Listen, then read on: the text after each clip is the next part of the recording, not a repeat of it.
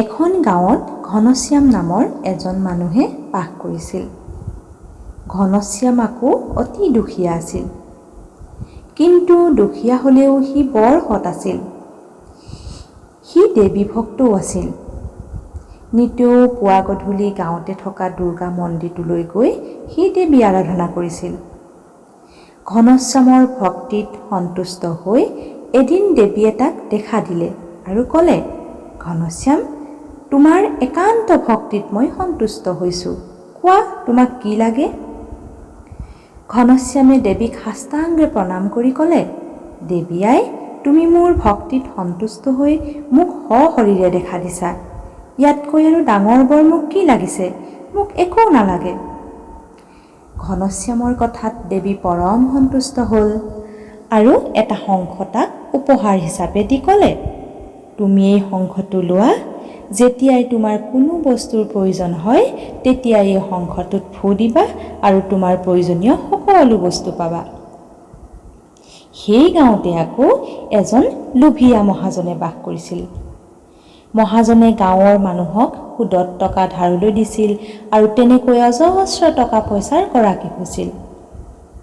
নিৰ্দিষ্ট দিনত ধাৰে লোৱা টকা ঘূৰাই দিব নোৱাৰাজনৰ মাটি বাৰীও আনকি মহাজনে কাঢ়ি লৈছিল। তথাপি কিন্তু মহাজনৰ লোভৰ অন্ত পৰা নাছিল। মহাজনে ইকান সিকানকৈ গম পালে যে ঘনশ্যামে দেৱীৰ পৰা এটা শংখ লাভ কৰিছে।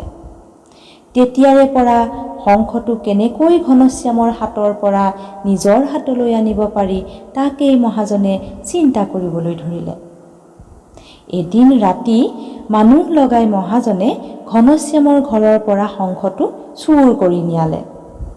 কিন্তু মহাজনৰে কপাল বেয়া, শংখটোত বাৰে বাৰে ফু দিয়াৰ পাছতো তাৰ পৰা একো লাভ নহ'ল। মহাজনে বুজি পালে যে ঘনশ্যামৰ বাহিৰে আনে শংখটোত ফু দিলে দেৱীৰ বৰে ফল নিদিয়ে। সেয়েহে মহাজনে ঘনশ্যামক নিজৰ ঘৰলৈ মতাই অনালে আৰু ক'লে, ঘনশ্যাম, তোৰ শংখটো বৰ্তমান মোৰ হাতত আছে। এটা চৰ্ততহে তই তোৰ শংখটো ঘূৰাই পাবি।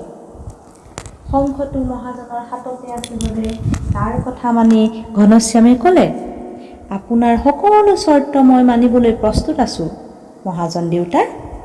মহাজনে ক'লে, তই যেতিয়াই শংখটোৰ পৰা নিজৰ কাৰণে কিবা বিচাৰিবি তেতিয়াই মোৰ কাৰণে তাৰ দুগুণ বিচাৰিব লাগিব। তই যদি নিজৰ কাৰণে 100 সোণৰ মোহৰ বিচাৰ, মোৰ কাৰণে বিচাৰিবি 200 সোণৰ মোহৰ। ক, তই সন্মত আছনে?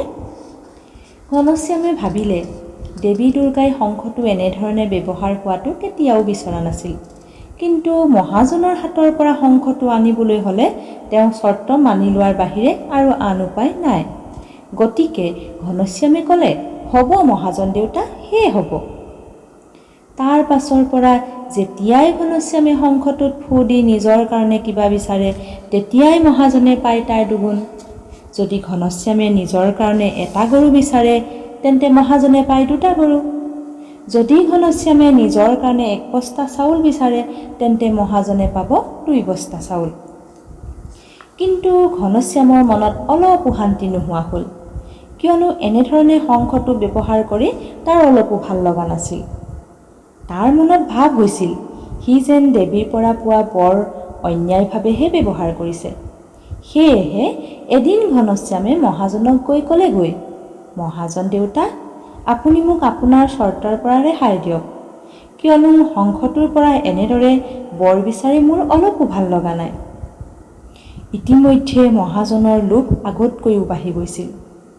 তেওঁ এটা কুটিল হাঁহি মাৰি উত্তৰ দিলে, সেইটো কেনেকৈ হ'ব? তই আজীৱন মোৰ চৰ্ত মানি চলিব লাগিব।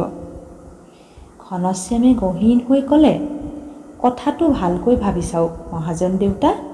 আপোনাৰ এই আকুৰগোজ মনোভাৱৰ কাৰণে পাছত যাতে অনুতাপ কৰিব লগা নহয়, কাৰণ মই এতিয়া দেৱীৰ পৰা এনেকুৱা এটা অদ্ভুত বস্তু বিচাৰিম যিটো বস্তুৰ দুগুণ আপুনি পাব। গতিকে আপুনি পুনৰবাৰ ভাবি চোৱা উচিত।